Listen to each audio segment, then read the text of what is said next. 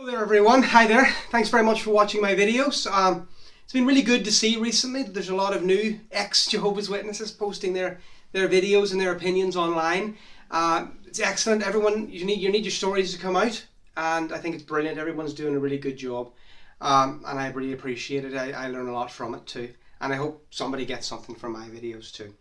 I wanted to do this video today very briefly. It's a realization I had about the Jehovah's Witnesses. You'll have to forgive me because my nose is a bit stuffy. As soon as I got back from holidays, I got the worst cold, and I'm on antibiotics now. So it's a wee realization I had about the Jehovah's Witnesses, and maybe you've had it too, or maybe you'll find it interesting.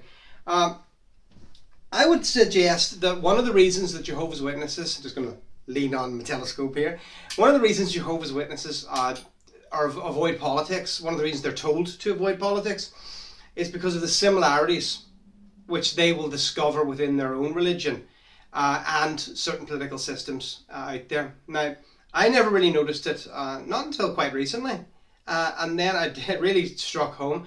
And the concept, the system that I realized that the Jehovah's Witnesses most closely follow is not Jesus Christ. It's actually Stalinist Russia. Okay, so or North Korea. I had no idea about that. So I'm going to give you a few of the similarities, and you can tell me what you think. Well, one of the things that the North Koreans and the Russians and the East Germans and all the Soviet bloc countries did, the Chinese, is they love to keep extensive records on their citizens. Keep a record of all their wrongdoings and never get rid of them. Okay. In fact, in East Germany, a lot of those records, are still kept. They still have them in big warehouses. Such and such slept with such and such. This guy was talking. He was saying things he shouldn't have said. To a really extraordinary degree. Another one of the tendencies that they had, which I think is very interesting, is a real desire for you to tell on yourself and your neighbours. Okay, can you think of any religion that you've been involved in that does that too? Okay, maybe you might think of that. Another one.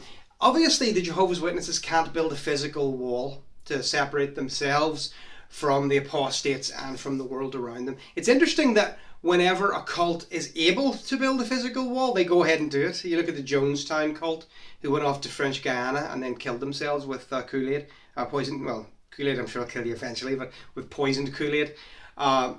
But they tried to build their physical wall, which was the jungle, to keep themselves nice and free and separate from the evil world around them. You look at the Amish, and they separate themselves as best as possible. But the Jehovah's Witnesses also separate themselves as best as they possibly can from the world around them by building a figurative wall, a mental barrier between themselves and the world. Okay, that's some of the things that I noticed. Okay. Another thing that's just a really silly thing, but it never occurred to me until I was out of the Jehovah's Witnesses and I saw political rallies and stuff like that, is the applause. Okay, who here has been to an assembly and thought to themselves, if I have to applaud any longer, my hands will be sore in the morning? Okay, because it's really bizarre, but especially that Sunday talk, the one for the public, and then along comes the circuit overseer or the district overseer. I don't think you have district overseers anymore, do you? But and then he does his little talk, and it's usually some asinine drivel, and on he goes, and then at the end, everyone up on your feet, clap, clap, clap, clap, clap, clap until your hands hurt, until Jesus needs the claps. And that's one of the other things I noticed, is that you'll discover that is something that's very, very common in a lot of political systems, but massively so in hard left socialist communist systems. Okay, another one of the similarities which I noticed, and please feel free to add below to your own opinions. Right, I'm running at 4 minutes, so I don't want to make this video much longer. One of the last things that I noticed is that this desire to keep you on your toes so that you never know actually what the rules are in those systems.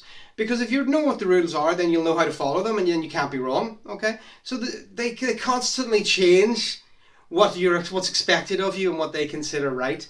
And the Jehovah's Witnesses do exactly the same. Okay, the new light that constantly comes in. Again, I think it was Kitty Kitten on her website, on her YouTube channel, that made me realize that if I decided, God forbid, to go back tomorrow to the Jehovah's Witnesses, that I would be an apostate, even then, because the beliefs that I had then are now apostasy. So there you go. These are just some of the similarities. There are tons more, you know. The fixation on sex. You're supposed to be free societies, but no, they're fixated on sex too, on women's behaviour. Really interesting. If you've got any comments to make below, I would love to hear it. If you've got any criticisms, please feel free. I love having arguments with Jehovah's Witness defenders. It's great fun. Although you're trying to be a little bit outgunned with some of the people who comment below on my site. As I said, all the other people who are out there making videos, well done. You're all great, and I'm enjoying every one of these. Okay, thanks guys. Bye bye.